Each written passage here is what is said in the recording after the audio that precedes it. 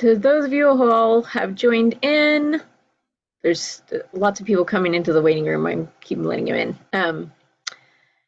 Just wanted to say thank you for being here and hope you are having a great Farm to School month. We have a couple things to talk about today about Farm to School month, and then some updates on our Farm to School challenge and how that's going, which is pretty exciting. It keeps getting better every year. And then we're going to talk some about 2 months from now is the Kentucky Farm to School Summit, which is a new event we're going to try out this year. We haven't done before. And we have a little preview of one of the sessions today. Kristen Hughes from Food Chain and John Kane from Feeding Kentucky are going to give us a little preview about a session they're going to lead on teamwork for the Getting Started track at the summit. So first things first, I want to see if I can share my screen and show you. For the past couple years, we've put together a little video celebrating Farm to School month with some folks from across Kentucky. And if I can do my screen sharing setting right here and share the sound on this, we'll show you our video for this year that Dakota put together for us.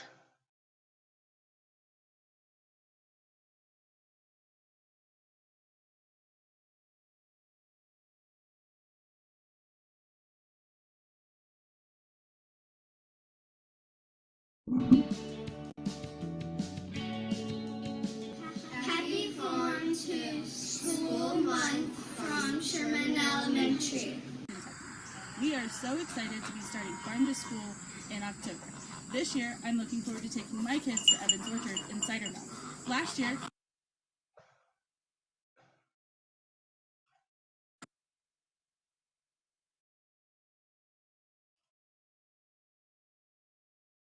can't wait to hear what everybody else is doing. Happy Farm to School Month from Sherman Elementary. My name is Sally Emerson. I'm the Director of Food Service for Bowling Green Independent Schools. And happy Farm to School Month. Yay! In our district, we do Farm to School because it is important. It is a nutrition-dense item that we're bringing into the schools. It's grown locally, it's supporting our community, it's feeding our babies so that they can retain the information that they're learning in the classroom. It is so, so important. We support every effort. We are here for anyone that wants to start. We can give you advice, we can help you research things, but for our district specifically, our babies matter to us, and feeding them locally grown produce from our farmers in our community is priority. We're here at 2nd Street School in Frankfort, Kentucky, and we're really excited to be in their ag class in their elementary school. These kids have been really informative today of me. I've got to learn so much, and one of the great things that we have for the month of October is our Farm to School month. And that's what we're here today to do with these kids that are with us, these bright, young, and just really intelligent, energetic kids that we've got here. We're going to be signing a proclamation for the Farm to School programs that we have here in the state of Kentucky.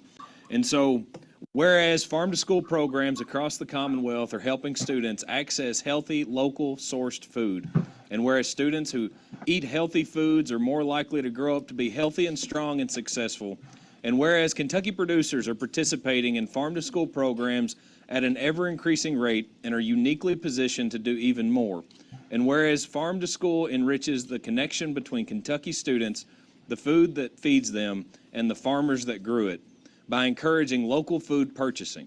And whereas Farm to School programs connect Kentucky children and youth to food, agriculture, and nutrition-based education and experiences, with the goal of improving academic achievement and health outcomes.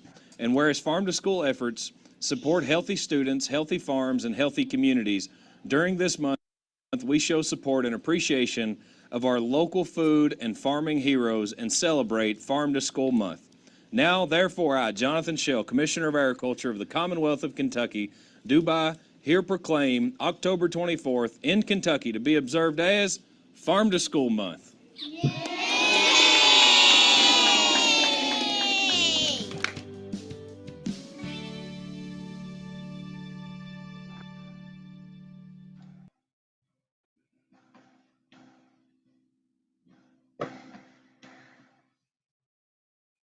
So I want to say thanks to everybody who helped collect those videos and to Dakota who did the editing. That video is on the Farm to School Network's YouTube. It's hot off the presses, so I haven't put it on our social media yet, but it will be there.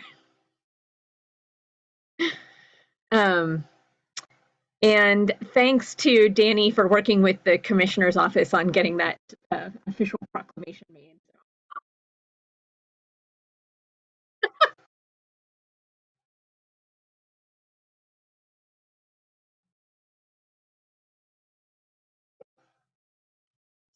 Sorry, my YouTube was auto playing the next video on the network YouTube.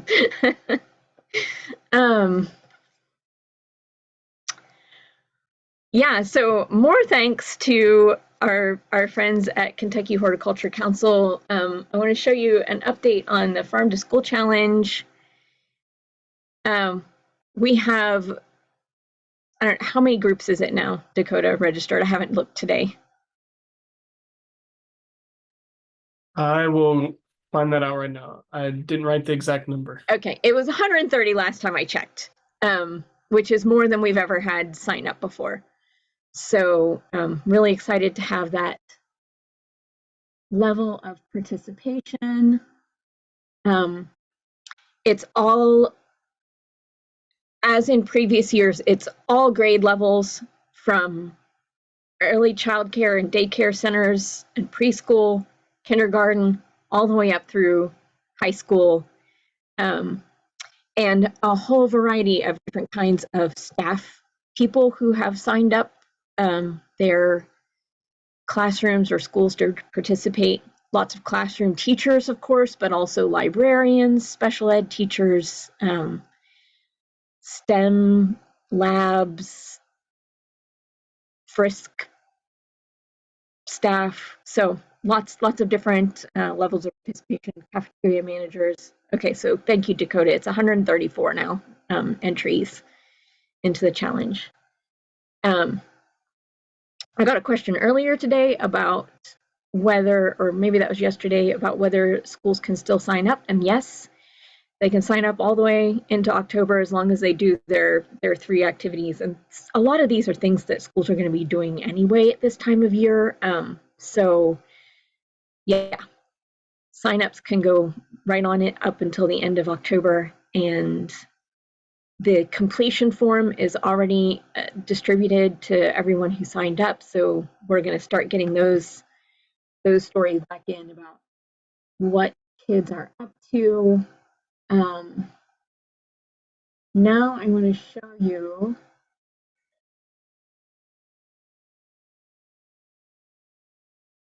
and Dakota's put in the chat there for us. Estimated number of students participating is over 19,000 students. Yeah, so super excited about it.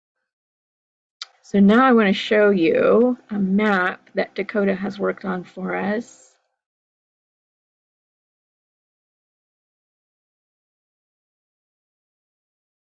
This is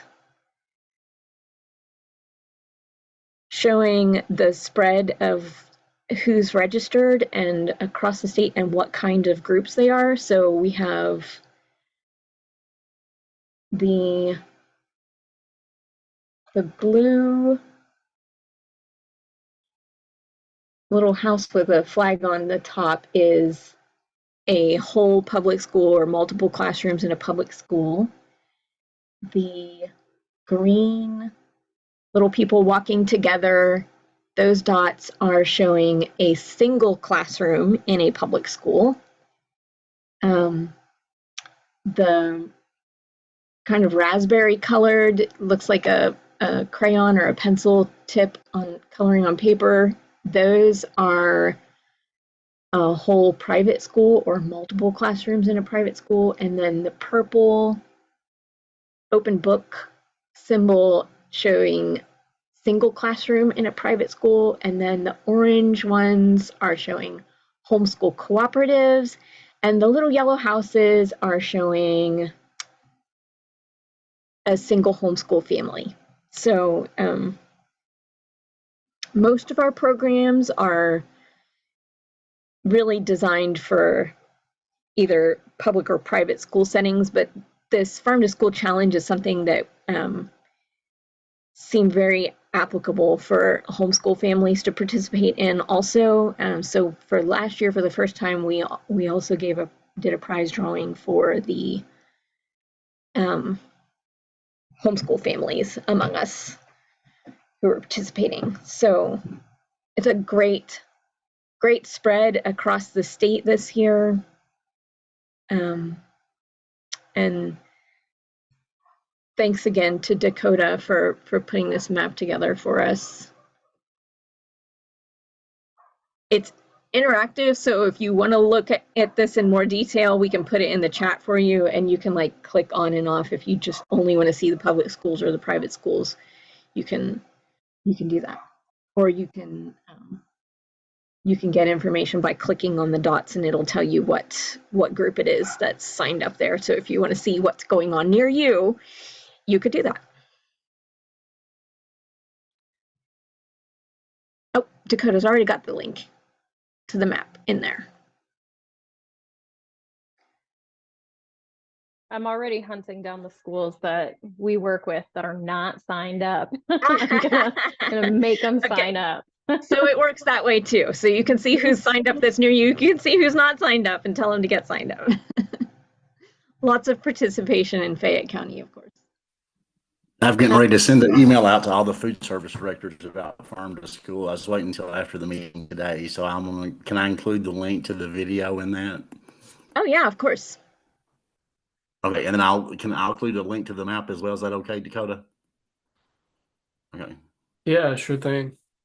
And if someone sees this and they think their entry is like categorized wrong, it just came off of what they registered as, but I can change it around or add more info. Some of the ones that are a single classroom, you can click on an entry, and I tried to put their name or grade or whatever type of classroom it was that they registered, so you can see more about that. There's multiple people that from same schools, but they're different classrooms, so you can click on those to see the difference.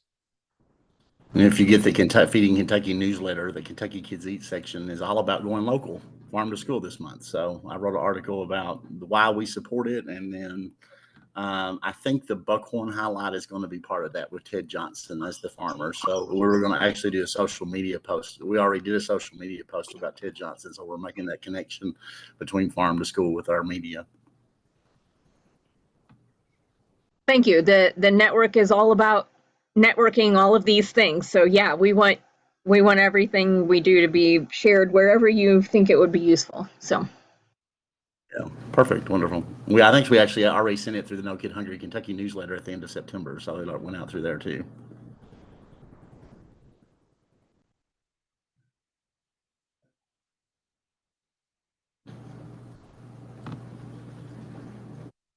So that's what's going on for Farm to School Month. At the end of the month, we should get back, everybody who completed the challenge, we should get back their completion forms, and we'll put together a little report on how many kids participated and all the different kinds of activities that they did, and then we will have a drawing for prizes. That's we try to put out to all the schools that complete the challenge a little press release template so that they can share with their local media. And we have had some schools get some media in the past, some press coverage of their good work. So some more things to come there.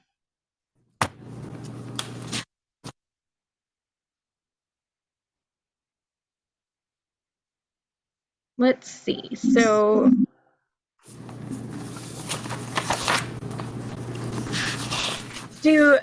does anyone here on the call today have something you want to share about stuff that's happening Farm to School Month?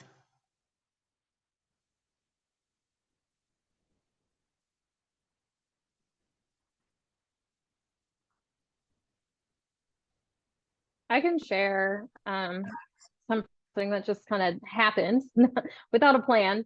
So Seedleaf grew some glass gem popcorn. And so we purchased it at Food Chain and we've been using it in our cooking classes.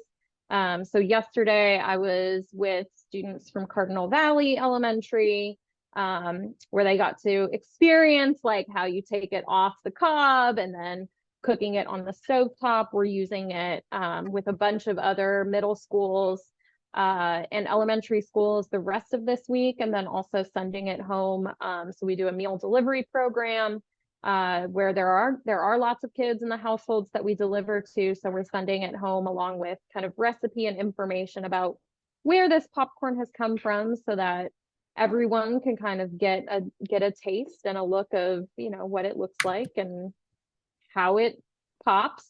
There was a lot of like questioning of the students of, is it going to be white or is it going to pop in different colors?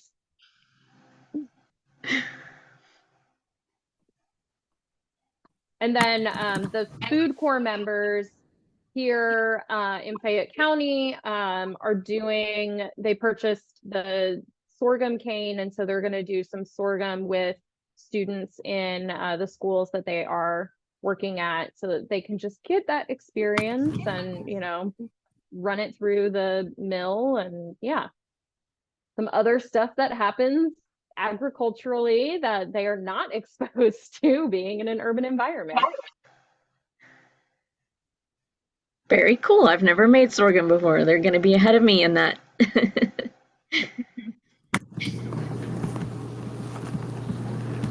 Is sorghum the same thing as molasses?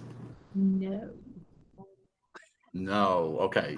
I know I had to go buy some molasses the other day from Clay County for my mom, and they had a stirring, whatever that's called, where they make molasses, some kind of stirring event. I had to go buy her some jars for her gingerbread, and I didn't know if molasses and sorghum was the same thing. So they're not. Well, I think traditionally a lot of old timers will call it molasses, but I actually got to work with the leader of the National Sorghum Syrup Produce Sweet Sorghum, and so technically molasses is a byproduct of sugar cane production, but Okay. the end product looks kind of similar. So you hear a lot of people talk about sorghum molasses. Yeah, I know we have a festival named the Sorghum Festival. I don't know if we have a molasses festival in Kentucky or not.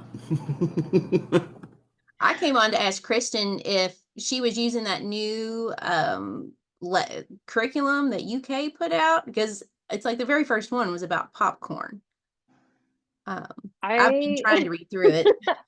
I know, I've been trying to read through it and remembering to look at it. So the classes that I was teaching are 30 minutes with a bunch of elementary school kids. So it was just enough time to like get it off of the cob and popped. But I know that there's a lot of like really good information in there. And I mean, we at Food Chain, we've been talking about kind of Kentucky grown popcorn for a really long time, because a lot of kids have no idea that it comes from corn, but it's not the corn that they are used to. So that's what we've always been teaching. But yeah, I'll have to look at that and pull out that lesson. Well, I think it's for secondary students, but yeah, I was just that popped in my head. Popped, haha. You know, we just jumped in today and I didn't do something that I usually try to do at the beginning of our meetings. If there's anybody here who's new to the Farm to School Network and hasn't been on one of our calls before, I would love it if you would introduce yourself. Either you could do that in the chat or you can just come off mute. There's not so many of us here today that we can't just talk to each other. I'll give a brief introduction and update because it's been a long time since I've been on a call. Alan Kurtzinger with the Dairy Alliance. I'm actually subbing in for Maddie today, so she's out of the office, but excited to join you all and just wanted to thank everyone for sharing and supporting about the Adopt a Cow program. Registrations ended in September on the 15th, but today was actually the day that they should have gotten notification of their calf home, which is Triple H Dairy in Metcalfe County. So we actually had a record number of classrooms in the state sign up. We had actually 1,433 classes sign up across the state, which is music to our ears. And again, very grateful for everyone's support and helping us get the word out. That's exciting. Thanks, Alan. Yeah. And then the only other thing I have to share, Lori, is that we are collecting, and I want to thank Dr. Muncie on the call today because I am sending out a summer meals survey of sponsors. And we have questions we added about local foods, how much they're using, what they're using, how they're procuring it. So we're up to 61 schools that have responded, or 61 summer meal sponsors that include both schools and community organizations. So we're collecting that data this month through the 17th. So we should have some numbers from this summer, depending on if we want to do a more farm to summer type push with our work as well. But at least we get some idea of what's happening with local foods and summer meals. I'll go next. Hello, everybody. I'm Jennifer Muncie with Clark County Public Schools. I am a brand new director this year, learning all the things. I'm a huge proponent of farm to school. My husband's a beef farmer, and so I want to do anything I can. And he's a retired FFA teacher, agriculture teacher. So obviously that's near and dear to my heart, and I want to do anything I can to help support that connection here in Clark County. My thing is I'm new to Clark County, so I'm having to reach out. I have a meeting after our fall break. So in like 2 weeks, I have a meeting with the 4-H extension office to try to, I need to find out who exists, who's around here, who does sell things. And I need those connections. So that's where I'm at right now, but I absolutely love the opportunity to try and offer more foods that are locally sourced. Thank you, Jennifer.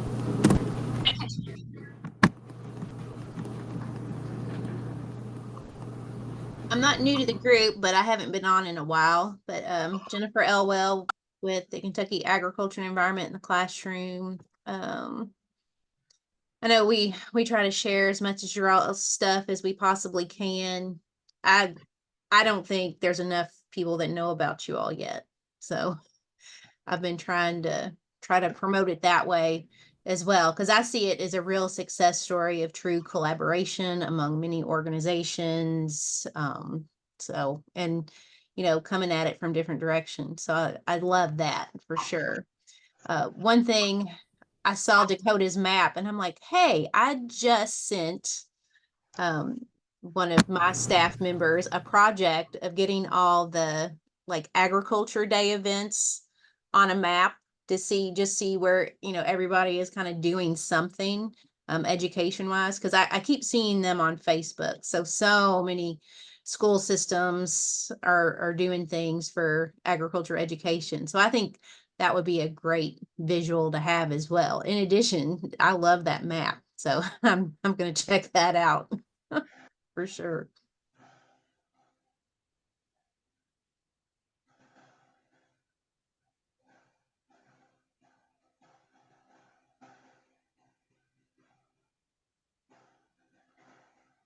So we've got a note in the chat from Cyan. She's in Perry County Food Corps member. She manages their school garden. They've got lots of fun taste tests planned. That's fantastic. Great to hear. Dakota, on that map, do you have the breakdown by county? Like how many counties don't have a school? I don't, but that would be easy to do with the registration. It might be later this week, but I can get it sent to Lori and she can share it with everyone. Yeah, the counties they registered their which county they're in, so that's in the spreadsheet, even if it's not reflected on the map. Yeah, because it would be cool to see if we can get at least one school in every In all county. 120 counties. You know. Yeah. Or a goal for next year. It's definitely broader this year than it has been. Yeah, there were like 4 or 5 in Paducah over here on the west side of the state, and I think there was 1 or 2 this side of I-24. So it was nice to see a lot more increase. So is it true that they don't have to do all 3, but we want them to do all 3, but they could still participate even if they do 1 or 2 of the things? So the plan is that they can participate, period. But to be entered in the drawing for the prizes, the idea is that they complete one activity in each of the 3 categories to taste, learn, and grow. I'm just wondering if it's like, if they are not familiar with it, if we know they've already done one of the things, that we could, encourage them to just go on and sign up, even if, they may not be able to get the other ones in. I don't know, just to have a record. Yeah, I'll send a weekly email to everybody who signed up for the challenge and kind of reiterate these are ideas of things to do. This is what other schools have done, and remind them to fill out that form, because sometimes people just do the activities and don't fill out the form, and then we can't enter them for prizes.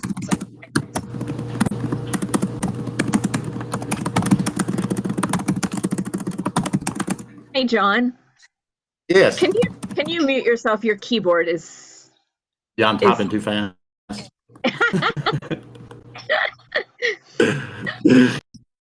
Yes, I can do that. You crazy typist. Okay.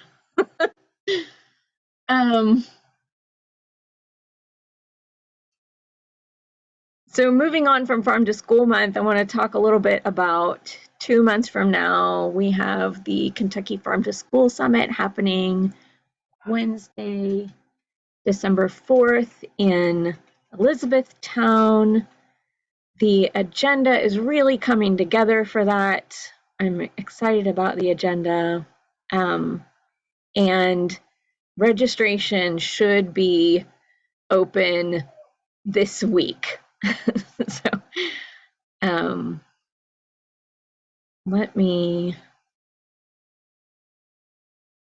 so the morning, so all day long there's a getting started track for people who are either beginners or are just interested in exploring farm to school and they haven't even done anything yet. So that's happening all day long. And then aside from that, in the morning, the sessions are designed to be sector specific. So there are sessions for farmers, sessions for school food professionals, sessions for educators. And then in the afternoon, there's still the beginner track going. There's the sessions in the afternoon are meant to be more cross-sector, brainstorming, problem-solving kinds of things. So we know there's a lot of challenges in farm to school, and we know there's a lot of great thinking out there about how to overcome those barriers and challenges. And so that's some of what's going to happen. Also happening in the afternoon is back-to-back work sessions, working on developing a toolkit for community partners who want to be involved in farm to school. So I know all over the place there are people in communities who want to see more farm to school. activities happening, but they don't really know how to plug into their schools and how they can get involved. So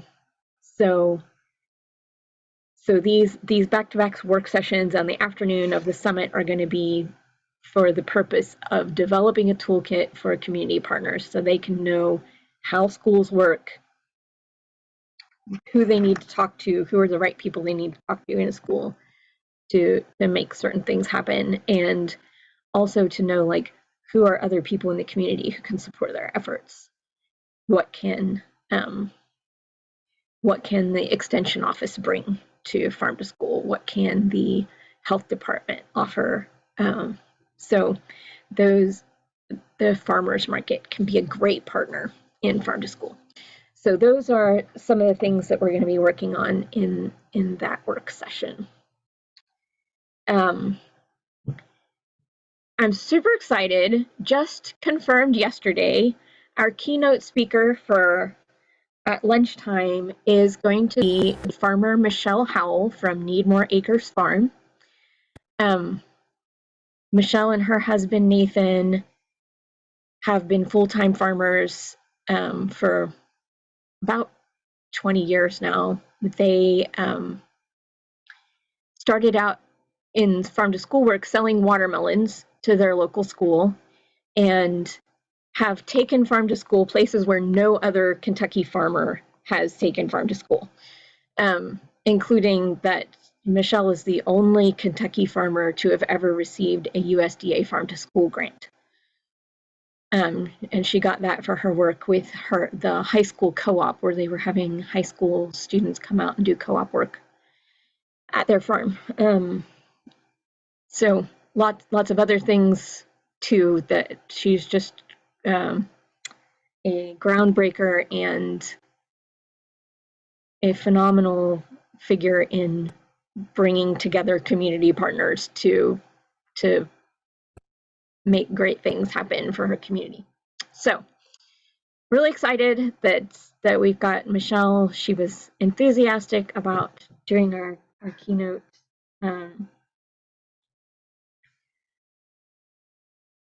Right now, for today's call, I asked John and Kristen if they could do a little preview of so I told you about like the bunch of the sessions for the summit, but our concluding activity of the summit is going to be to put people into teams with other people from their school or their district to do a little bit of planning, action planning. So John and Kristen are going to do a session first thing for the beginners track on forming a team or a coalition around farm to school and what that can look like from their experience having worked with farm to school teams and coalitions. So I am going to get their slides up now and let John and Kristen give you a little preview of what they're planning. Kristen, would you like to begin, or I'll do the title slide, and then I'll roll it over to you, and I'll supplement. I'll take the slide on who's part of a good part of a team, if you want me to take that first. Kristen and I met last week to put some stuff together, and I'm always flying by the seat of my pants. So I got her the slides about 3 hours ago, and we updated. So this is all my fault if it comes off where we're not as polished as we should be. It was great to connect with Kristen. As she said, we know October is Farm to School Month. We got the challenge going on. I think there are a few more slides down to get to us. There we go. So today what we're going to do is do an overview of the beginners track and building your local farm to school team to come to the summit. I'm John Kane. I'm the Kentucky Kids Eat Program Director, and I also co-manage the No Kid Hungry Kentucky Partnership Campaign to end hunger in the state. I'm employed through Feeding Kentucky. And Kristen, I'll let you introduce yourself. Sure. My name is Kristen Hughes. I am the co-executive director of Food Chain. We are a nonprofit in Lexington, Kentucky. And in my co-executive director position, I also continue to kind of manage our outreach and education efforts here at Food Chain. I started here in 2019, and part of my position when I was hired was that Food Chain had assumed the chair position of the Fayette County Farm to School Coalition, as well as fiscal sponsorship to be able to kind of move things along a lot easier for everyone that was involved. So can you go to the next slide, please? So one of the things that we really want to focus on is like identifying your community. And this is going to look different based on where you are. So like I am coming at it from being in an urban setting. John is coming at it from being in a rural setting. There are different people that are going to be a little bit easier to pull in based on where you are and how much time they have. And what other kind of resources are there. And one of the things that, you know, we really want to push the point on is like, you don't have to do it alone. And there are always people out there that are doing things. You just have to find them and like make your just efforts work together really for, you know, the betterment of our students and their education and their access to food. So kind of just like looking over this, you know, we're going to talk about the components of farm to school, information on creating a farm to school team, and we'll show you a slide that has kind of an example. I just put together the example farm to school team from Fayette County. So that I think it's the next, I think it might be at the end actually.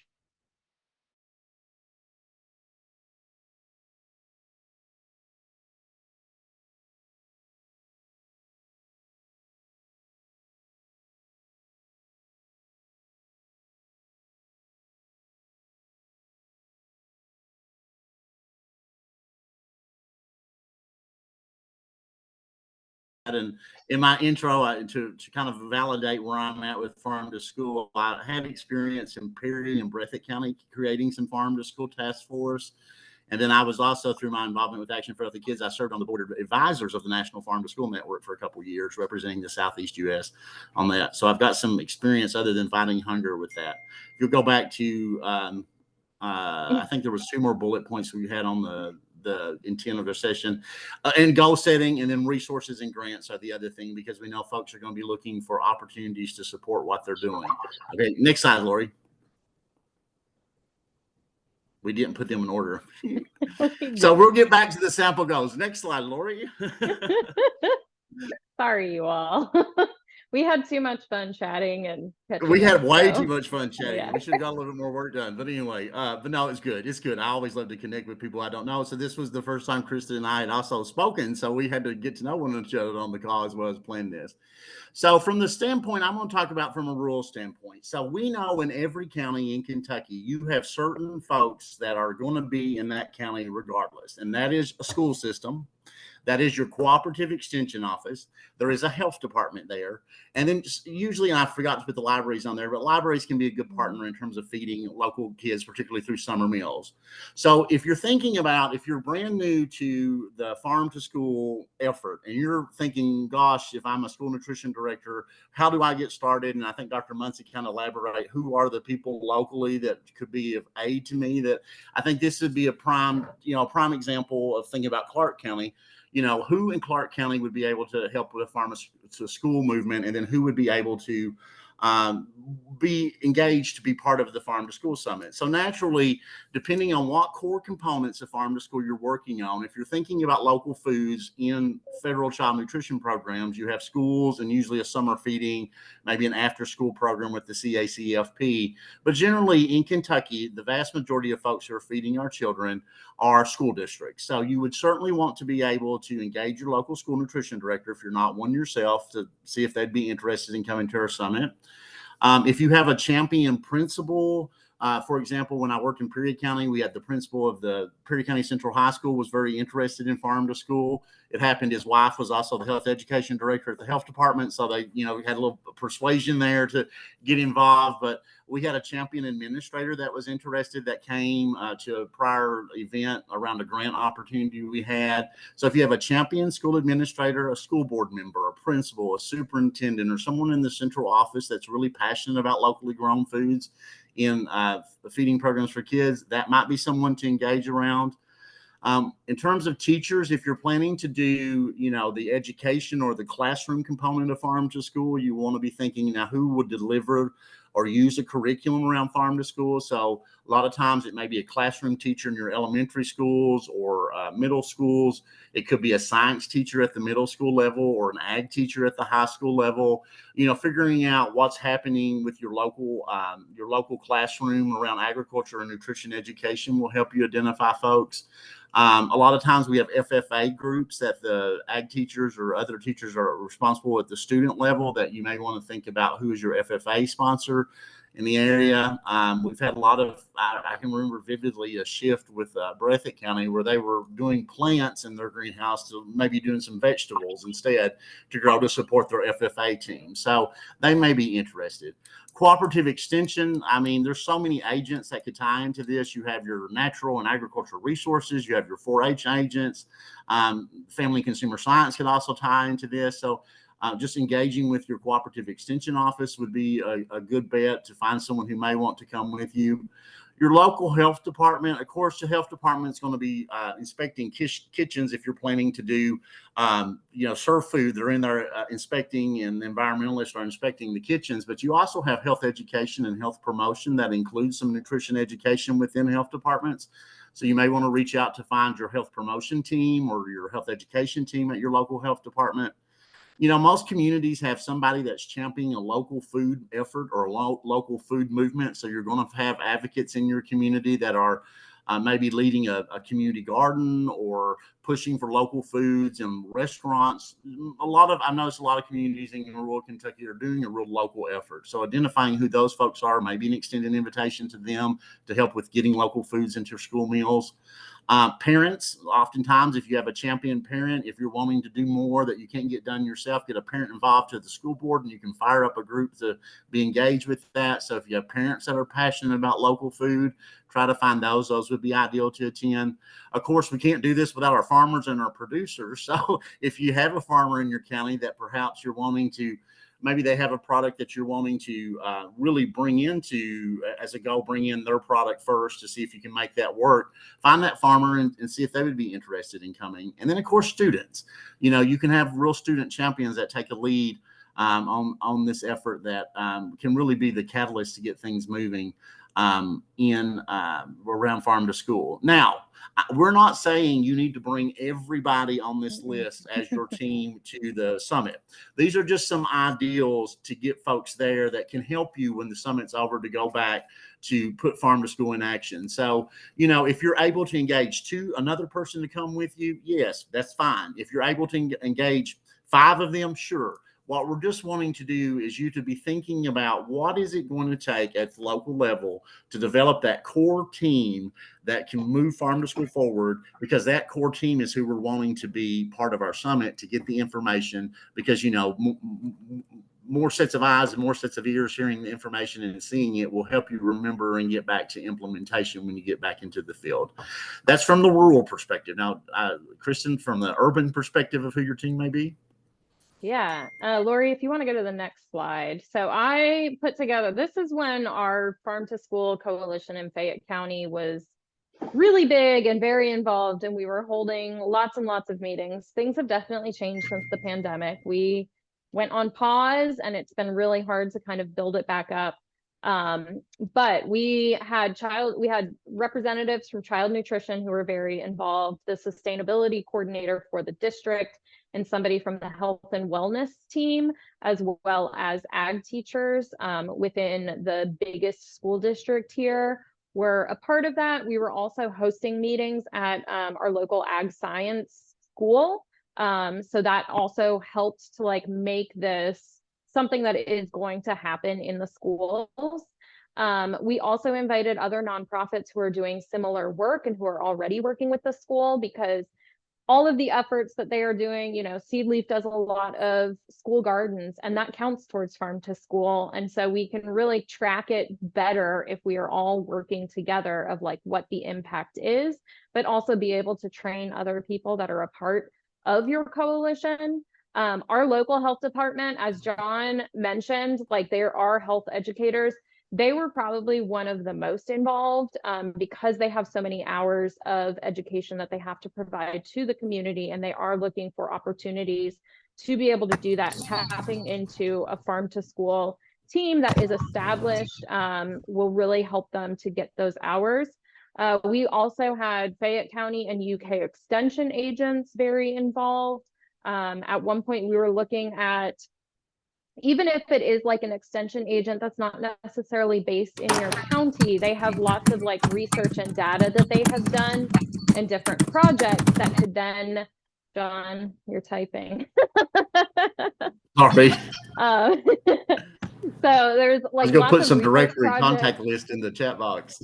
Yeah, that can be done. One of the things I was looking at with one of the extension agents at one point was looking at food waste in the cafeteria, and they had modeled a project in another county, and so already had, you know, everything written out, and that was something that they could just pass off, and then we could share with schools who were interested in doing that.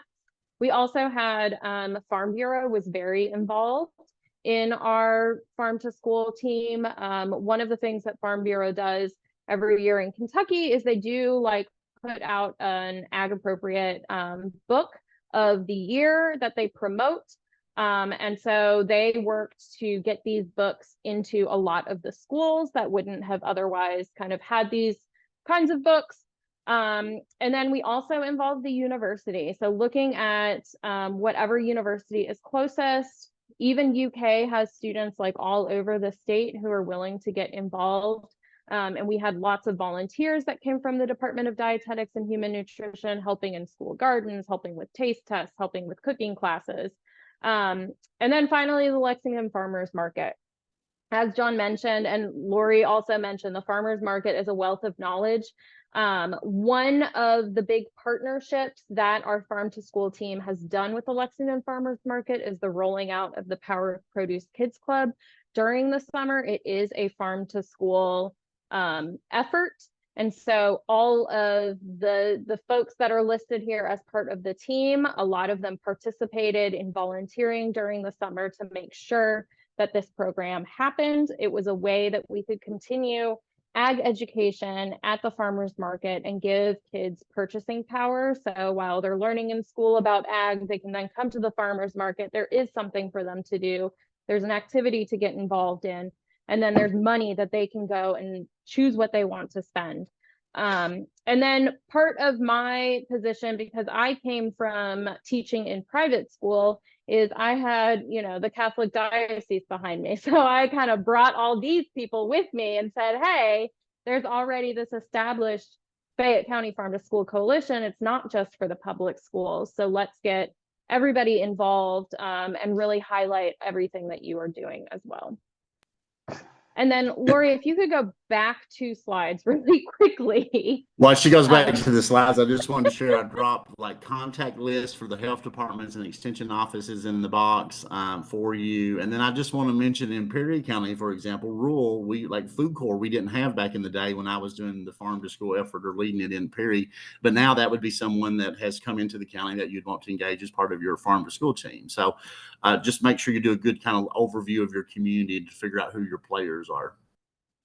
Yeah, and definitely pay attention to like when to hold meetings. I mean, even though a lot of these members were like part of the Farm to School Coalition, especially teachers, like we would hold our meetings during the day, and that's impossible.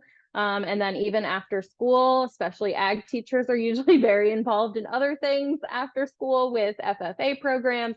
So really just finding ways that you can plug in folks who maybe can't commit the entire time. And so some of the things that we did in looking at these goals, we're really thinking about like, how can we provide more education and how can we strengthen partnerships with local farms? So kind of focusing on doing things that were more education focused so that we could just hand something to a teacher and say, hey, here is a lesson for farm to school that you don't have to plan. And I know that Jennifer has a ton of resources, and I have always promoted like everything on that you all do as a great way. And you know, a lot of this is really like connecting folks to the resources, because not everyone always knows where to look. And so trying to create something that can be shared with like an entire district. Fayette County Public Schools is huge. I'm not going to get to every teacher, but having folks from the administrative side of things means that it's a little bit easier to share resources with all of the schools. So these are just some sample goals. And it's also, you know, like who is on your team and what are you able to do? I can't really influence the purchasing of local food. And so while, you know, that can be a goal and an objective, it is something that we look over these every year and we say, what can we do? Where do we have the power to influence things? So really, you know, you don't have to do everything, but if you do a little bit, that is going to go a long way.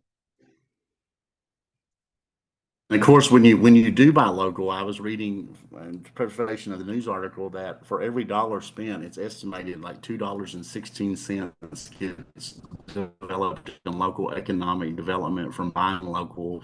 And then for every job, I believe it was another 1.76 jobs created. So any job you create around local foods, you're creating more job in your community. Plus, you're keeping that local wealth in your community. And then the thing we like about it from a hunger standpoint is our way to end hunger is to lift people out of poverty. So anytime that you generate economic development, you're helping improve food security for our children, as well as lift people out of poverty by doing that. So it's wonderful when you can drive local development for your economies.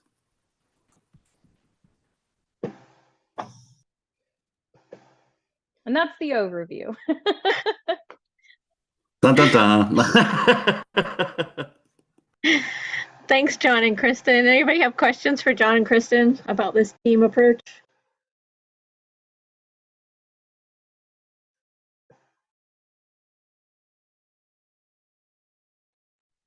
And if you need help, if you're not a school nutrition director, I have a list of everyone. I'm happy to facilitate the introduction. Just shoot me an email at john@feedingky.org.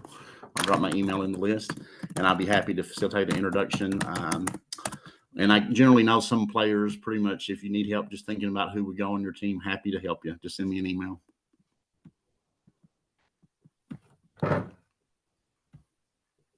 I'm looking forward to that session. Are you all going to have like a trade show type thing? I think we should go on the road. I think we're entertaining. We need our own talk show, like Oh. Lee and Haley from the. Do you mean at the summit, Jennifer? Yes, at the summit. Are you going to have like folks that can set up booths and things?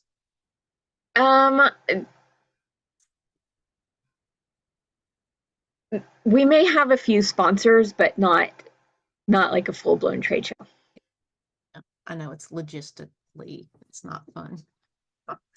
Would there be space at the summit for that? If there were tables, Lori? I've never been to the Hardin County Extension Office to know. I think the lobby will accommodate a limited number of tables.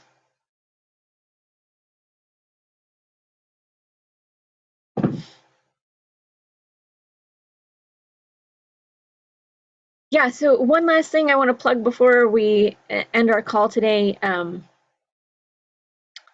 Another thing I'm working on for the summit, again, based on this idea that there's lots of people doing great work overcoming challenges in farm to school, I really want to lift up success stories. So we're going to have a friendly video competition of short 3 to 5 minute videos that are putting a spotlight on some innovative, creative, problem solving tips and tricks to overcome some of the barriers in farm to school. So that could be things that are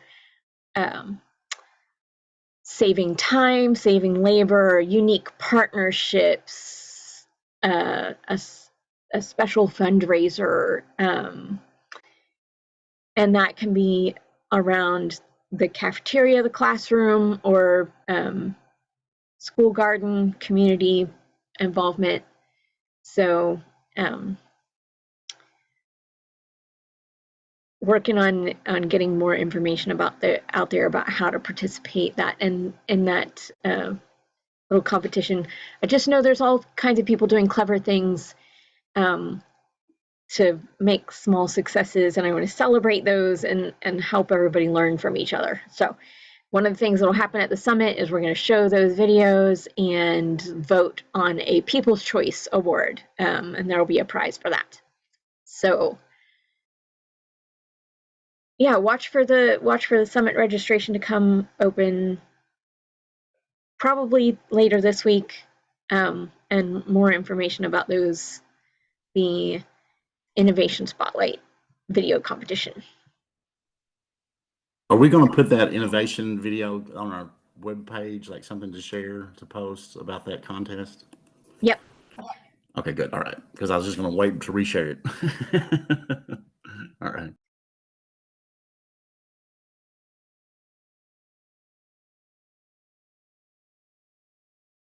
Any last thoughts before we sign off today?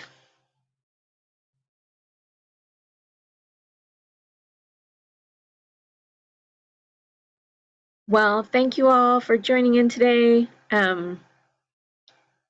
Lots of things to watch out for news coming up on.